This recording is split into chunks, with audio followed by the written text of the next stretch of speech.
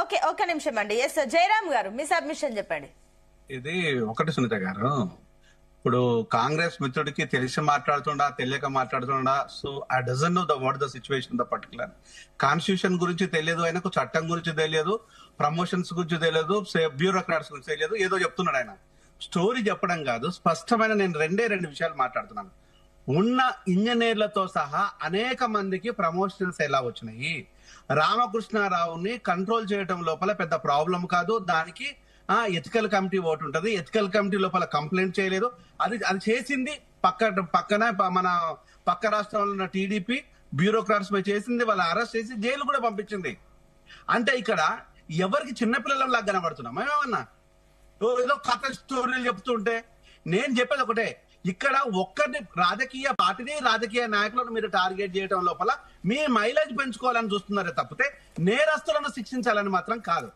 ఆ నేరస్తులను కాపాడటం లోపల అనేక అంశాల మీద రేవంత్ రెడ్డి ఆరోపణలు చేశాడు. ఈవెన్ నవీన్ మిఠల్ మీద చేసిండు, జేఎస్ రంజన్ మీద చేసిండు, అనేక మంది అధికారుల మీద చేసిండు. మళ్ళీ ఆ అధికారులనే కంటిన్యూ చేస్తున్నాడు. కంప్లైంట్ చేసింది మీరే, లొల్లి చేసేది మీరే, రోడ్డు మీద పెట్టేది మీరే, కంటిన్యూ చేసేది మీరే. మరి ఇంత లొల్లి చేసిండ్రు, రోడ్డు మీద పెట్టేసిండ్రు, వాళ్లకు కనీసం పదవుతున్న ఆపిల్లా, కనీసం సస్పెండ్ చేసి పక్కన పెట్టేసిండ్లా, లేకపోతే కనీసం మెమో అని ఇచ్చిండ్లా, లేకపోతే అడిగిలా లేదు. ఉన్న స్థాయి కంటే ఇంకా అత్యున్నతమైన స్థాయిని పెంచిండ్రు. పెంచినప్పుడు మీరు దేని గురించి ఎంక్వైరీ చేస్తున్నారు? రాజకీయంగా ఒక రాజకీయ పార్టీని దెబ్బ కొట్టడం కోసం పనిచేస్తున్నారా? ప్రజాధనాన్ని దోపిడీ జరిగితే ఆ దొంగలను పట్టుకోవడం కోసం ట్రై చేస్తున్నారా? 100% దొంగల్ని పట్టుకోవడానికి చేస్తున్నారు. ఒక నిమిషం బ్రదర్ ఉండు, నేను చాలా విషయాలు నేను మాట్లాడుతున్నాయి. ఆ దొంగలను పట్టుకోవాలనుకుంటే 100 కోట్లు దొరుకుతున్న వాళ్ళదు, ఇంకా అక్కడ పనిచేసిన వాళ్ళ విషయంలో మీరు ఏం చేస్తున్నారు? సోద్యం చూస్తున్నారా? ప్రభుత్వం చేతిలో ఉంది కదా అని చెప్పేసి ఇష్టం వచ్చినట్టు ఏది పడితే అది మాట్లాడమేనా? మేము మాట్లాడమా? మాకు తెలియదా లా అండ్ ఆర్డర్? మాకు తెలియదా కాన్స్టిట్యూషన్? మాకు తెలియదా పాలిటిక్స్? అంటే ఇక్కడ జరుగుతున్నది ఏంటంటే వ్యక్తిగత ప్రయోజనాల కోసం మాత్రమే కనిపిస్తుంది తప్పితే ఇక్కడ ఇప్పుడు దీన్ని అడ్డం పెట్టేసుకొని నెక్స్ట్ ఎలక్షన్ లో గెయిన్ చెయ్యాలి. ఈ గెయినింగ్ అనేది ఉండొచ్చు, ఉండకపోవచ్చు. కానీ మీరు ఎవరైతే దోషులని చెప్తున్నారో, ఎవరైతే అనుమానితులు నిందితులను చేస్తున్నారో వాళ్ళందరి మీద ఎలాంటి మీరు చర్యలు తీసుకున్నట్టు? ఏమీ లేవు, జీరో. ఆ జీరో నేను స్ట్రైట్ గా మిమ్మల్ని ఒకటే, ఈ రోజు రామకృష్ణారావు గారి మీద మీరు ఎలాంటి చర్యలు లేకపోవడం పక్కన పెట్టేస్తే, మొన్న ఎథికల్ కమిటీ మీరు మంత్రివర్గ సమావేశం లోపల ఆయనను పక్కన కూర్చోబెట్టుకొని మాట్లాడతారు ఎవరైనా? ఒక నిందితుడు, ఆయన అనుమానితుడు, సేమ్ టైం వచ్చేసి అనవసరం ప్రమోషన్ ఇచ్చారు, మళ్ళీ అదే కాళేశ్వరం ప్రాజెక్ట్ విషయంలోనే మాట్లాడుతున్నారు. ఆ విషయం లోపల మళ్ళీ ఆయనను పక్కన పెట్టుకొని ఎవరైనా మాట్లాడతారా? మరి మీరెట్లా చర్చలు పెట్టేసారు? అంటే ఇది లీకులన్నీ బయటకు రావు, ఇవన్నీ తెలియవు, ఇవన్నీ మనం ఏం చేసినా చెల్తుంది అనుకోవడమే కదా. అంటే ఎప్పుడు కూడా నీతులు అనేది పక్కవాడు చెప్పడం కాదు, మనం కూడా ఫాలో కావాలి కదా.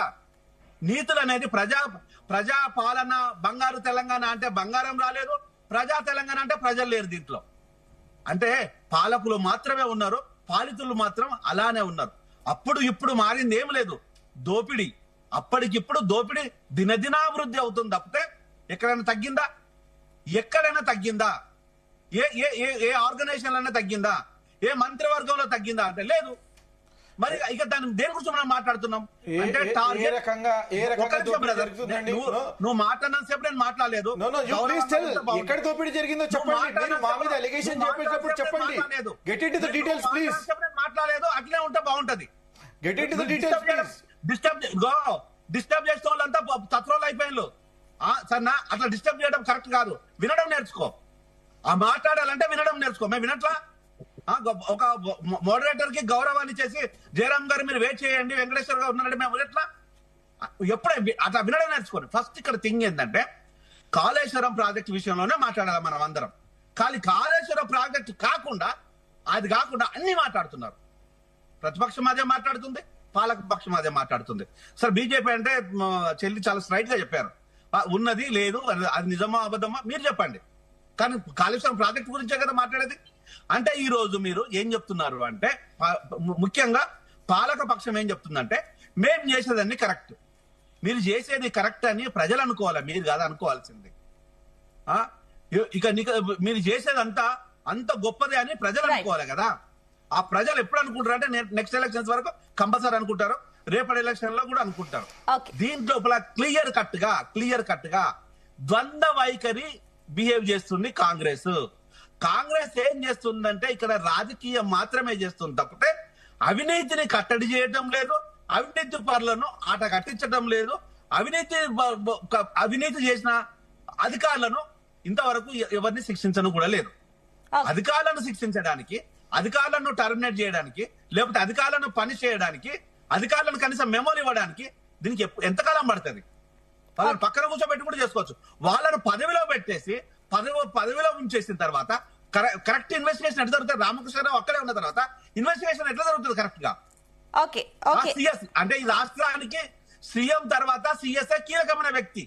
మరి సిఎస్ఐ అయిన తర్వాత ఇక ఎలాంటి ఇన్వెస్టిగేషన్ జరుగుతుందా? అంటే మీరు చెప్పేవన్నీ కూడా మీ అవసరాల కోసము, మీ అభివృద్ధి కోసము, మీ అవకాశ వాదాని కోసము, మీ రాజకీయం కోసం, కానీ ఇది ప్రజలకు ఎలాంటి ఉపయోగం లేదు. ఓకే అండి. ఎస్ శ్రీవాణి గారు, సో ఇందాక వెంకటేశ్వర్లు